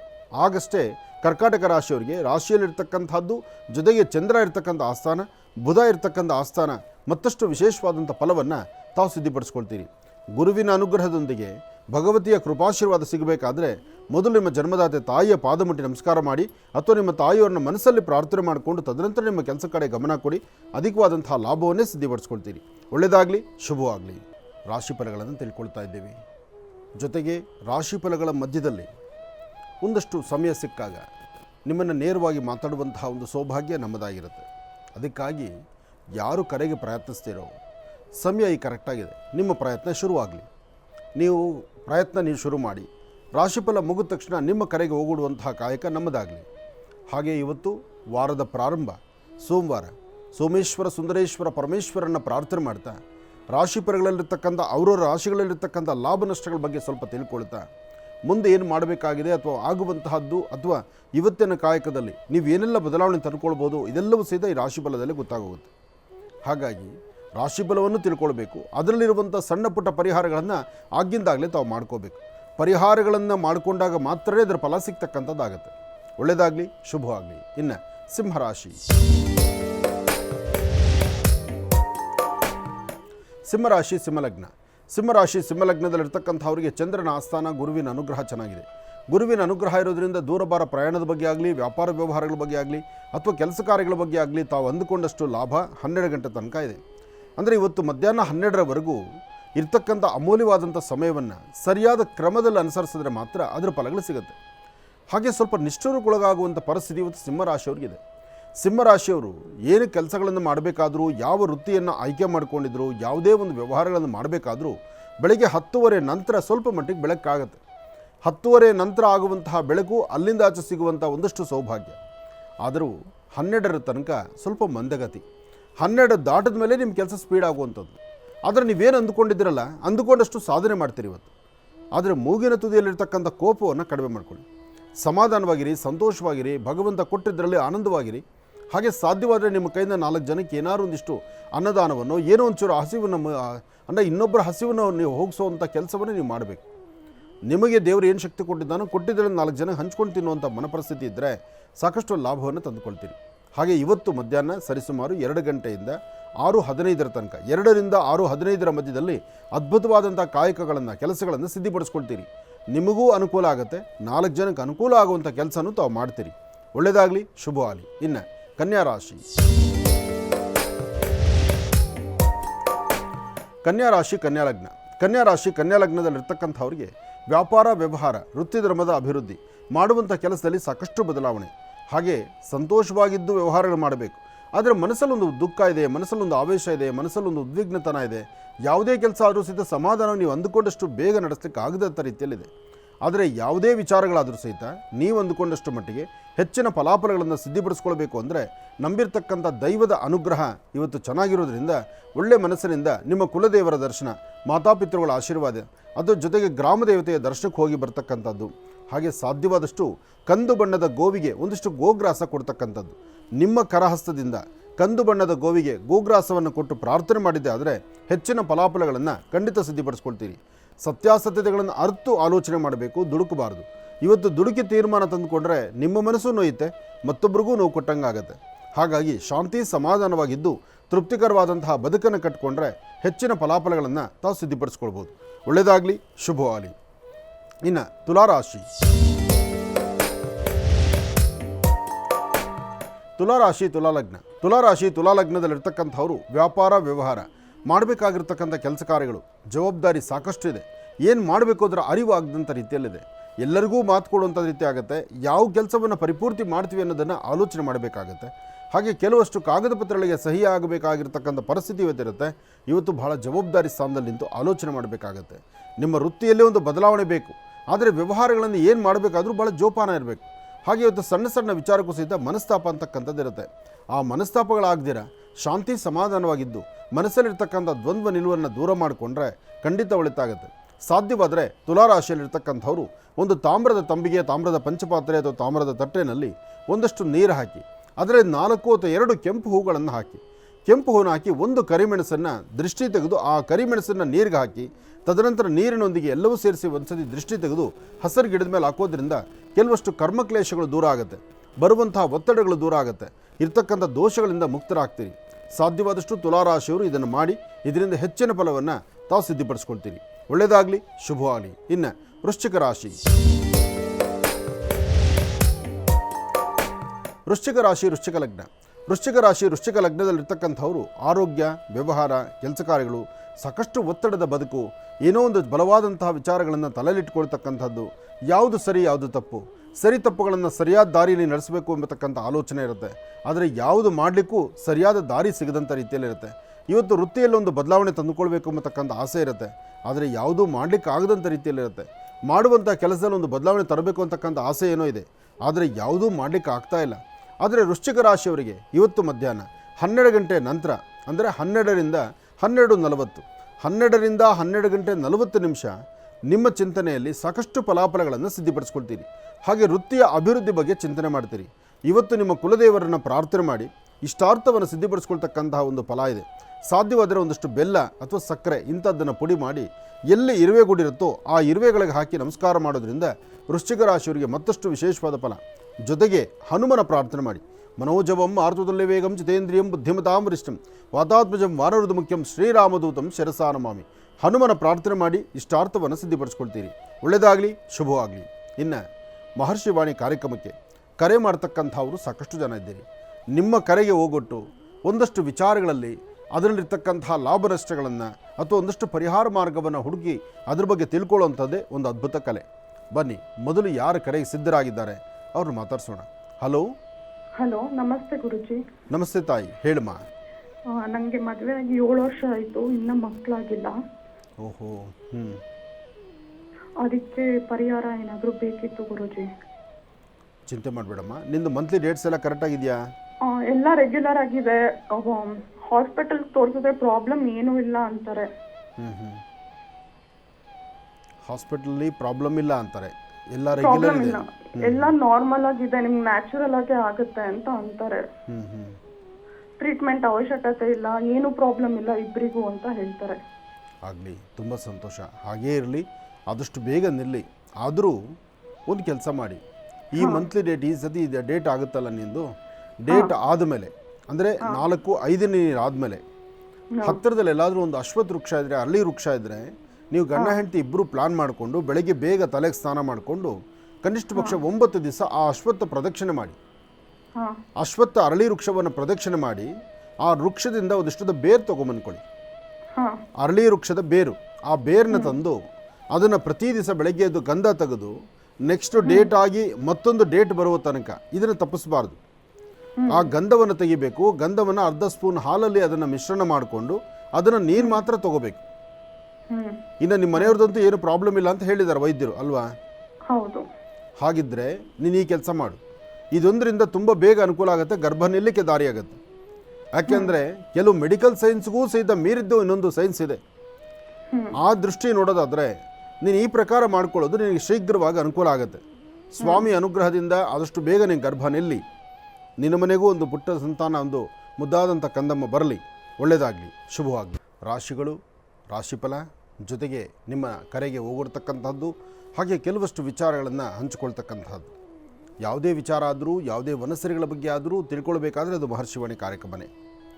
ಹಾಗೆ ಮಹರ್ಷಿವಾಣಿ ಕಾರ್ಯಕ್ರಮದಲ್ಲಿ ಸಾಕಷ್ಟು ಬಾರಿ ಹೇಳಿದ್ದೇನೆ, ಸಾಕಷ್ಟು ಜನ ವಿದ್ಯಾವಂತರಿದ್ದೀರಿ, ಪಂಡಿತರಿದ್ದೀರಿ, ಜೊತೆಗೆ ಎಷ್ಟೋ ಜನ ಕಡೆ ಹಳ್ಳಿಗಳ ಕಡೆ ಸಿಗ್ತಕ್ಕಂಥ ವನಸಿರಿಗಳ ಬಗ್ಗೆ ಇದೆ, ಅದರ ಅರಿವು ನಿಮಗಿರುತ್ತೆ. ನಿಮ್ಮೂರಲ್ಲಿ ಇಂಥದ್ದೊಂದು ವನಸಿರಿ ಅದ್ಭುತವಾಗಿದೆ, ಈ ವನಸಿರಿಯಿಂದ ಇಂತಹದ್ದೊಂದು ಕಾಯಕ ಆಗುತ್ತೆ ಅಂತ ನಿಮ್ಮ ಪೂರ್ವಜರು, ನಿಮ್ಮ ಹಿರಿಯರು, ನಿಮ್ಮ ಮನೇಲಿರ್ತಕ್ಕಂಥವರು ಇಂತಹದ್ದೊಂದು ಗಿಡಮೂಲಿಕೆ, ಇಂಥದ್ದೊಂದು ಕಾಯಕ ಅಂತ ಹೇಳಿದಾಗ ಆ ಗೊತ್ತಿರುವಂಥ ವಿದ್ಯೆ, ಅಂತಹ ಜ್ಞಾನ ಅದಲ್ಲೇ ನಶಿಸಬಾರ್ದು, ಅಲ್ಲೇ ಮುಚ್ಚಿ ಹೋಗಬಾರ್ದು. ಅಂತಹವ್ರಿಗೂ ಸಹಿತ ಈ ವೇದಿಕೆಯಲ್ಲಿ ಮುಕ್ತವಾಗಿ ನಾವು ಸ್ವಾಗತವನ್ನು ಕೋರಿದ್ವಿ ಹಿಂದೆ. ಇವತ್ತು ಹೇಳ್ತಿದ್ದೇನೆ, ನಿಮ್ಮ ಭಾಗದಲ್ಲಿ, ನಿಮ್ಮ ಹಳ್ಳಿಗಳ ಕಡೆ ಅಥವಾ ನಿಮ್ಮ ಊರಲ್ಲಿ ನಿಮಗೆ ತಿಳಿದಿರೋ ಮಟ್ಟಿಗೆ ಯಾವುದೇ ಒಂದು ಗಿಡಮೂಲಿಕೆ ಆಗಿರಲಿ ಅಥವಾ ಯಾವುದೇ ಒಂದು ತಂತ್ರಸಾರದ ಬಗ್ಗೆ ಆಗಿರಲಿ, ನಿಮಗೆ ಅದರ ಮಾಹಿತಿ ಇದ್ದು, ಅದು ಸ್ಪಷ್ಟತೆ ಇದ್ದು, ಅದು ನೈಜತೆ ಇದ್ದು, ಅದರಲ್ಲೂ ಅದು ಸಾಬೀತಾಗಿದ್ದರೆ ಅಂತಹ ವನಸಿರಿಗಳು ಅಂಥದ್ರ ಬಗ್ಗೆ ವಿಚಾರವನ್ನು ಬರೆದು ಒಂದಷ್ಟು ಮೂಲಿಕೆಗಳನ್ನು ನೀವು ನಮಗೆ ಕಳಿಸ್ಕೊಟ್ರೆ, ಇದು ಈ ಒಂದು ವೇದಿಕೆಯಿಂದ ಸಾವಿರಾರು ಜನಕ್ಕೆ, ಲಕ್ಷಾಂತರ ಜನಕ್ಕೆ ಅದರ ಮಾಹಿತಿಯನ್ನು ಕಳಿಸುವಂತಹ ಒಂದು ಕಾಯಕವನ್ನು ನಾವು ಮಾಡ್ತೀವಿ. ಜೊತೆಗೆ ನಿಮಗೆ ಮುಕ್ತವಾದಂಥ ಸ್ವಾಗತವನ್ನು ಕೋರ್ತೀವಿ. ಯಾಕೆಂದರೆ ವನಸಿರಿಗಳು, ಗಿಡಮೂಲಿಕೆಗಳು, ಈ ಸುಂದರವಾದಂಥ ಪ್ರಕೃತಿ ಮಾತೆ ಏನೆಲ್ಲ ವನಸಿರಿಗಳನ್ನು ದಯಪಾಲಿಸಿದ್ದಾಳೆ, ಅದರ ಅರಿವು ಯಾರಿಗಿದೆ? ನಿಮ್ಮ ಹಿರಿಯರು, ಪೂಜ್ಯರು, ಗುರುಗಳು, ನಿಮ್ಮ ಗುರು ಪರಂಪರೆ ಅವರು ನಿಮಗೆ ತಿಳಿಸ್ಕೊಟ್ಟಿರ್ತಕ್ಕಂಥದ್ದನ್ನು ನೀವು 10 ಜನಕ್ಕೆ ತಿಳಿಸಿದರೆ ಅದೊಂದು ದೊಡ್ಡ ಮಹಾಯಜ್ಞ.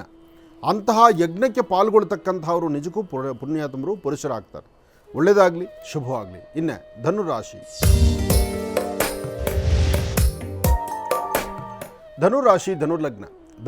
ಧನುರ್ಲಗ್ನದಲ್ಲಿರ್ತಕ್ಕಂಥವ್ರಿಗೆ ಆರ್ಥಿಕ ಸಂಕಷ್ಟಗಳು ಸ್ವಲ್ಪ ಮಟ್ಟಿಗಿದೆ. ಆದರೆ ವ್ಯವಹಾರಗಳಲ್ಲಿ ಅಧಿಕವಾದ ಲಾಭ ಇದೆ.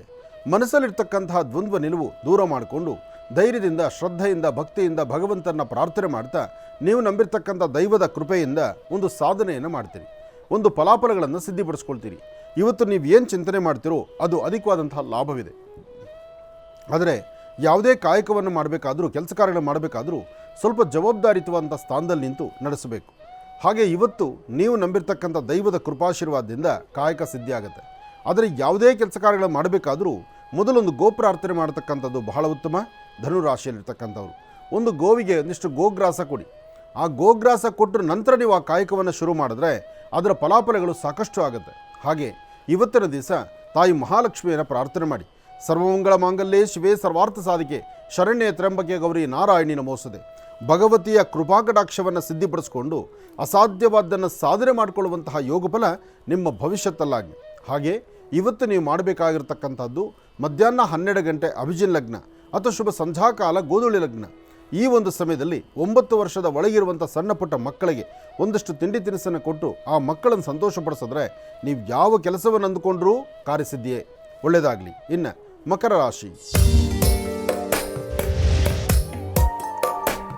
ಮಕರ ಲಗ್ನದಲ್ಲಿರ್ತಕ್ಕಂಥವ್ರಿಗೆ ಚಂದ್ರ ಮತ್ತು ಬುಧ ಇರ್ತಕ್ಕಂಥ ಆಸ್ಥಾನ, ಗುರು ಮತ್ತು ಶುಕ್ರ ಇರ್ತಕ್ಕಂಥ ಆಸ್ಥಾನ ಚೆನ್ನಾಗಿದೆ. ಶುಕ್ರನ ಅನುಗ್ರಹದಿಂದ ಆರ್ಥಿಕ ಸಂಕಷ್ಟದಿಂದ ಮುಕ್ತರಾಗ್ಬೋದು, ಫಲಾಫಲಗಳನ್ನು ಸಿದ್ಧಿಪಡಿಸ್ಕೊಳ್ಬೋದು, ವ್ಯಾಪಾರ ವ್ಯವಹಾರಗಳನ್ನು ಅಧಿಕವಾಗಿ ಸಿದ್ಧಿಪಡಿಸ್ಕೊಳ್ಬೋದು.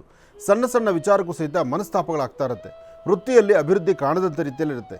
ವ್ಯವಹಾರಗಳನ್ನು ಕೈಗೆಟುಕುವಂಥದ್ದಿದ್ದರೂ ಅದನ್ನು ದೂರ ಮಾಡಿಕೊಳ್ಳುವಂಥ ಮನಪರಿಸ್ಥಿತಿ ಆಗ್ತಾ ಇರುತ್ತೆ.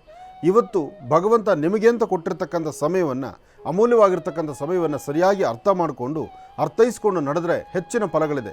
ಎಲ್ಲರಲ್ಲೂ ಒಂದು ಸಮಸ್ಯೆ ಇರ್ಬೋದು, ಆ ಸಮಸ್ಯೆಗೊಂದು ಪರಿಹಾರ ಆಗಿಂದಾಗಲೇ ಸಿಗ್ಬೋದು. ಆ ಸಿಗುವಂಥ ಸಮಸ್ಯೆಯ ಪರಿಹಾರವನ್ನು ಏನು ಎಂಬತಕ್ಕಂಥದ್ರ ಅರಿತು ಸರಿಯಾದ ರೀತಿ ನಡೆದರೆ ಅದರ ಫಲಗಳು ಸಾಕಷ್ಟು ಆಗುತ್ತೆ.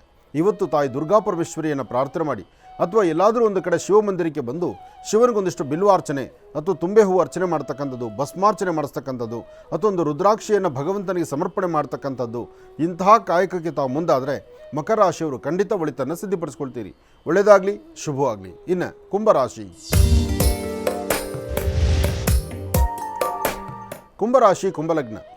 ಕುಂಭಲಗ್ನದಲ್ಲಿರ್ತಕ್ಕಂಥವ್ರಿಗೆ ಬುಧ ಮತ್ತು ಚಂದ್ರ ಇರ್ತಕ್ಕಂಥ ಆಸ್ಥಾನ, ಶುಕ್ರ ಮತ್ತು ಕೇತು ಇರ್ತಕ್ಕಂಥ ಆಸ್ಥಾನ ಚೆನ್ನಾಗಿದೆ. ಕೇತುವಿನ ಅನುಗ್ರಹದಿಂದ ಇವತ್ತು ಆರ್ಥಿಕ ಪರಿಸ್ಥಿತಿಯಿಂದ ಸರಿ ಹೋಗ್ಬೋದು. ಮಾಡುವಂಥ ಕೆಲಸದಲ್ಲಿ ಯಶಸ್ಸನ್ನು ಕಾಣ್ಬೋದು. ವೃತ್ತಿಯಲ್ಲಿ ಅಭಿವೃದ್ಧಿಯನ್ನು ತಂದುಕೊಳ್ಬೋದು. ಭೂಮಿಗೆ ಸಂಬಂಧಪಡ್ತಕ್ಕಂಥ ವಿಚಾರದಲ್ಲಿ ಅಧಿಕವಾದಂತಹ ಲಾಭವನ್ನು ತಂದುಕೊಳ್ಬೋದು. ಕೆಲವಷ್ಟು ಸತ್ಯಾಸತ್ಯತೆಗಳನ್ನು ಸರಿಯಾಗಿ ಅರ್ಥ ಮಾಡಿಕೊಂಡು ಒಳ್ಳೆ ಫಲಾಫಲಗಳನ್ನು ಸಿದ್ಧಿಪಡಿಸ್ಕೊಳ್ಬೋದು. ಯಾವುದೇ ಕೆಲಸ ಮಾಡಬೇಕಾದರೂ ತಾಳ್ಮೆ ಬೇಕು, ವೃತ್ತಿಯ ಅಭಿವೃದ್ಧಿ ಬೇಕು, ಮಾಡುವಂಥ ಕೆಲಸದಲ್ಲಿ ಸರಿಯಾದ ಮಾರ್ಗದರ್ಶನ ಇರಬೇಕು. ಇವತ್ತು ಹಾಕುವ ಪ್ರತಿ ಹೆಜ್ಜೆಯೂ ಸಹಿತ ನೀವು ನಂಬಿರ್ತಕ್ಕಂಥ ದೈವ, ಅದರಲ್ಲೂ ಶಿವಕೇಶವರ ಆರಾಧನೆ, ತಾಯಿ ಲಕ್ಷ್ಮಿಯ ಆರಾಧನೆಯಿಂದ ಇಷ್ಟಾರ್ಥವನ್ನು ಸಿದ್ಧಿಪಡಿಸ್ಕೊಳ್ಬೋದು. ಇವತ್ತು ಸಾಧ್ಯವಾದರೆ ಒಂದಷ್ಟು ಪಶುಪಕ್ಷಿ ಪ್ರಾಣಿಗಳಿಗೆ ನಿಮ್ಮ ಕರಹಸ್ತದಿಂದ ಏನಾದರೂ ಒಂಚೂರು ತಿನ್ನಲಿಕ್ಕೆ ಪದಾರ್ಥ ಕೊಡಿ. ನಿಮ್ಮ ಕರಹಸ್ತದಿಂದ ಏನಾದರೂ ಒಂಚೂರು ತಿನ್ನಲಿಕ್ಕೆ ಪದಾರ್ಥ ಕೊಡೋದ್ರಿಂದ ಮತ್ತಷ್ಟು ಅಧಿಕವಾದಂತಹ ಲಾಭವನ್ನು ತಾವು ತಂದುಕೊಳ್ತೀರಿ. ಇವತ್ತು ಸಾಧ್ಯವಾದರೆ ಮಧ್ಯಾಹ್ನ ನಿಮ್ಮ ಅನ್ನಪ್ರಸಾದ ನೀವು ಊಟ ಮಾಡೋದಕ್ಕಿಂತ ಮುನ್ನ ಇನ್ನೊಬ್ಬರಿಗೊಂದಿಷ್ಟು ಅನ್ನಪ್ರಸಾದವನ್ನು ಕೊಟ್ಟು ಅವರ ಆಶೀರ್ವಾದ ಪಡೆದು ತದನಂತರ ನೀವು ಊಟ ಮಾಡತಕ್ಕಂಥದ್ದು ಮಾಡಿದ್ರೆ ಕುಂಭರಾಶಿಯವರಿಗೆ ಮತ್ತಷ್ಟು ಹೆಚ್ಚಿನ ಯಶಸ್ಸನ್ನು ತಾವು ಸಿದ್ಧಿಪಡಿಸ್ಕೊಳ್ತೀರಿ. ಇನ್ನು ಮೀನರಾಶಿ. ಮೀನರಾಶಿ ಮೀನಲಗ್ನ. ಮೀನರಾಶಿ ಮೀನಲಗ್ನದಲ್ಲಿರ್ತಕ್ಕಂಥವರಿಗೆ ಚಂದ್ರ ಮತ್ತು ಗುರು ಇರ್ತಕ್ಕಂಥ ಆಸ್ಥಾನ ಚೆನ್ನಾಗಿದೆ. ಶುಕ್ರನ ಅನುಗ್ರಹ ಇದೆ. ವರ್ಚಸ್ಸು ತೇಜಸ್ಸಿನಿಂದ ಮಾಡುವ ಕೆಲಸ ಕಾರ್ಯಗಳಲ್ಲಿ ಅಧಿಕವಾದಂಥ ಲಾಭ. ಒಂದು ಪುಣ್ಯಕ್ಷೇತ್ರ, ತೀರ್ಥಕ್ಷೇತ್ರ ಅಥವಾ ದೇವರ ಸಾನ್ನಿಧ್ಯ ಅಥವಾ ಮಾಡುವಂಥ ಕಾಯಕವನ್ನು ಮತ್ತಷ್ಟು ಗೌರವಿಸ್ತಕ್ಕಂಥದ್ದು, ಹೆಚ್ಚಿನ ಫಲಾಫಲಗಳನ್ನು ಸಿದ್ಧಿಪಡಿಸ್ಕೊಳ್ತಕ್ಕಂಥದ್ದು, ಏನೇ ಕೆಲಸ ಮಾಡಿದ್ರೂ ಸ್ವಲ್ಪ ತಾಳ್ಮೆಯಿಂದ ವರ್ತನೆ ಮಾಡ್ತಕ್ಕಂಥದ್ದು ಮಾಡಿದ್ರೆ ಅದರ ಫಲಗಳು ಸಾಕಷ್ಟು ಅಂತ ಹೇಳ್ತಾರೆ. ಹಾಗೆ ಒಂದಷ್ಟು ಕೆಲಸಗಳಲ್ಲಿ ಅಡ್ಡಿ ಆತಂಕ ಅಂತಿದೆ. ಒಂದಷ್ಟು ಕೆಲಸಗಳು ಸಮಾಧಾನ ಇಲ್ಲದಂಥ ರೀತಿಯಲ್ಲಿದೆ. ಕೆಲವು ಪ್ರಾರಬ್ಧ ಕರ್ಮ ನಮ್ಮನ್ನು ಬಿಡದೀರ ಬಾಧಿಸ್ತಾ ಇರುತ್ತೆ. ಇಂತಹ ಪರಿಸ್ಥಿತಿಯಿಂದ ಮುಕ್ತರಾಗಬೇಕಾದ್ರೆ ಇವತ್ತು ಒಂದು ಚಿಟಿಕೆ ಉದ್ದಿನಬೇಳೆ, ಒಂದು ಚಿಟಿಕೆಯಷ್ಟು ಹೆಸರು ಕಾಳು. ಉದ್ದಿನ ಬೇಳೆಯಿಂದ ನೈಋತ್ಯಾಭಿಮುಖವಾಗಿ ನಿಂತು ದೃಷ್ಟಿ ತೆಗಿಬೇಕು. ಹೆಸರು ಕಾಳಿಂದ ಈಶಾನ್ಯ ದಿಕ್ಕಲ್ಲಿ ನಿಂತು ದೃಷ್ಟಿ ತೆಗಿಬೇಕು. ಎರಡೂ ಧಾನ್ಯಗಳನ್ನು ಹಸಿರು ಗಿಡದ ಮೇಲೆ ಹಾಕಬೇಕು. ಹಾಗೆ ವಯಸ್ಸಾಗಿರ್ತಕ್ಕಂಥ ಹಿರಿಯರ ಪಾದ ಮುಟ್ಟಿ ನಮಸ್ಕಾರ ಮಾಡಿಕೊಂಡು ಒಂದು ಹೆಜ್ಜೆ ಮುಂದೆ ಹಾಕಬೇಕು. ಈ ಕ್ರಮವನ್ನು ಅನುಸರಿಸಿದ್ರೆ ಹೆಚ್ಚಿನ ಲಾಭವನ್ನು ಖಂಡಿತ ಸಿದ್ಧಿಪಡಿಸ್ಕೊಳ್ತೀರಿ.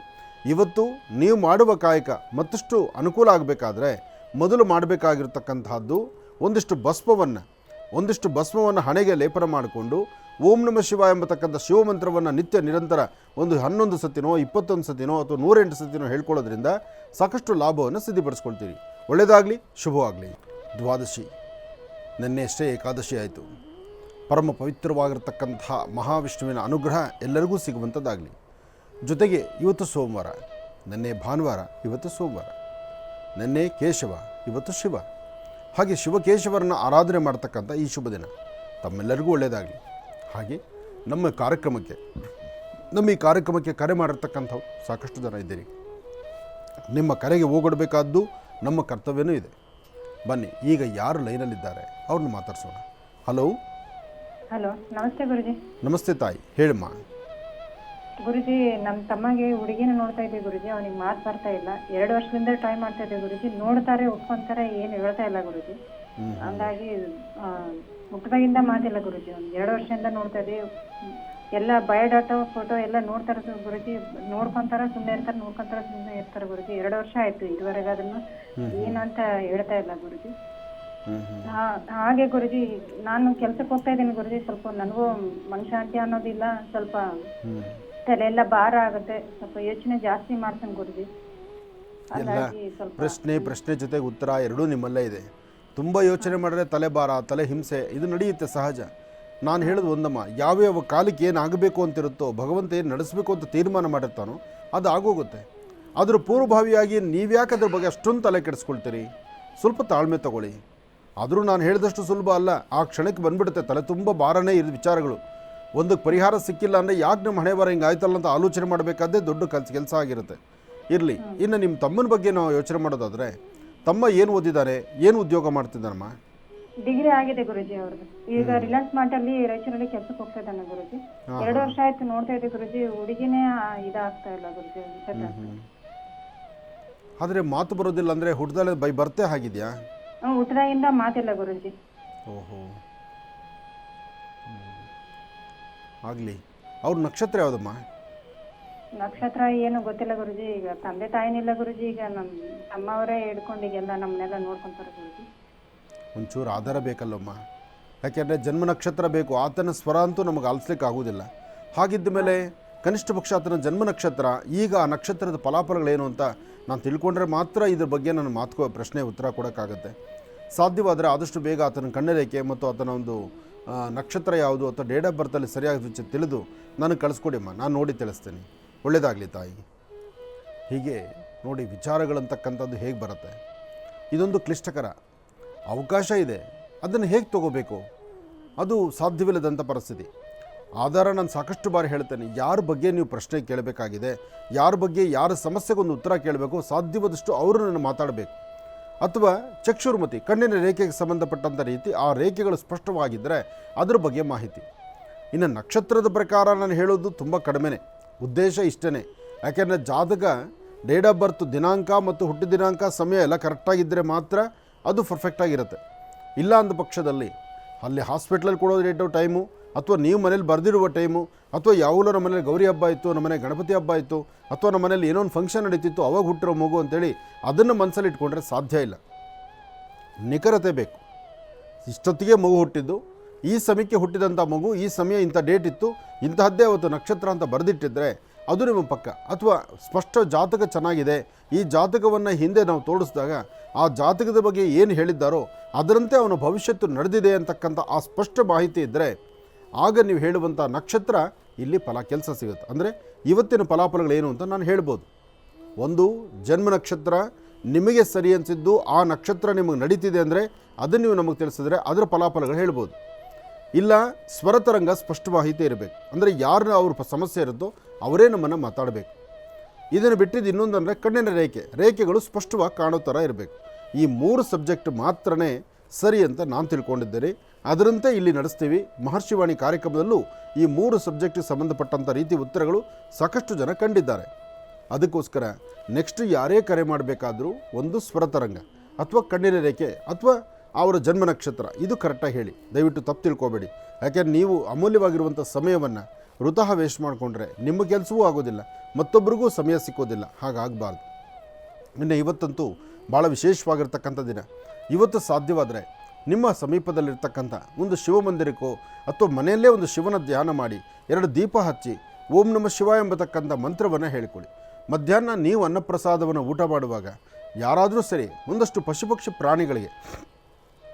ಪಶುಪಕ್ಷಿ ಪ್ರಾಣಿಗಳಿಗೆ ನಿಮ್ಮ ಕೈಲಾದಷ್ಟು ಏನಾದರೂ ಒಂದಿಷ್ಟು ಪದಾರ್ಥಗಳನ್ನು ಕೊಡಿ. ಎಲ್ಲವನ್ನೂ ಕೊಡಲಿಕ್ಕೆ ಶಿವ ಇದ್ದಾನೆ. ನೀವು ಕೊಟ್ಟರೂ ಕೊಡದಿದ್ದರೂ ಶಿವ ಅವ್ರಿಗೆ ಊಟ ಹಾಕೇ ಹಾಕ್ತಾನೆ. ಆದರೆ ನಾವು ಮಾಡಬೇಕಾದ ಕರ್ತವ್ಯನೂ ಇದೆಯಲ್ಲ. ಎಲ್ಲರಿಗೂ ಸಹಿತ ಬಾಯಿ ಮಾತಿಲ್ಲ, ಪ್ರಾಣಿ ಪಕ್ಷಿಗಳಿಗೆ ಮಾತಿಲ್ಲ. ಆದರೆ ಅವರಿಗೆ ಅವ್ರ ಜೀವನ ನಡೆಸ್ಕೊಳ್ಳೋದನ್ನು ತೋರಿಸಿದ್ದಾನೆ. ಹಾಗೆ ನಮಗೆ ಬುದ್ಧಿ ಕೊಟ್ಟಿದ್ದಾನೆ, ಮಾತು ಕೊಟ್ಟಿದ್ದಾನೆ, ಒಳ್ಳೆಯದು ಕೆಟ್ಟದ್ದು ಆಲೋಚನೆ ಮಾಡುವ ಗುಣ ಕೊಟ್ಟಿದ್ದಾನೆ. ಎಲ್ಲ ಪ್ರಾಣಿ ಪಕ್ಷಿಗಳ ಒಂದಷ್ಟು ಆಯುಷ್ಯನೂ ಜಾಸ್ತಿ ನಮಗೆ ಕೊಟ್ಟಿದ್ದಾನೆ.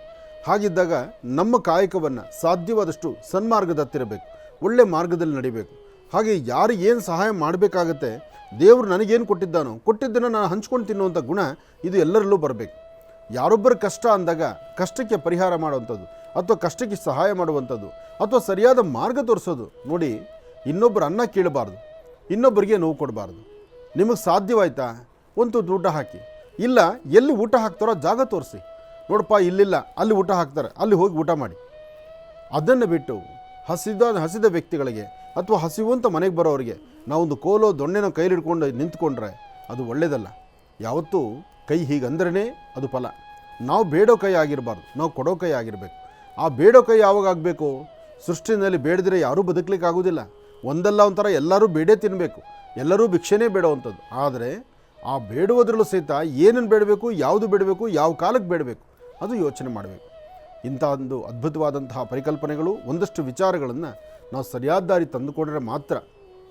ಅದರಲ್ಲೂ ಇವತ್ತಿನ ನಕ್ಷತ್ರ ಮಹತ್ತರವಾಗಿದೆ.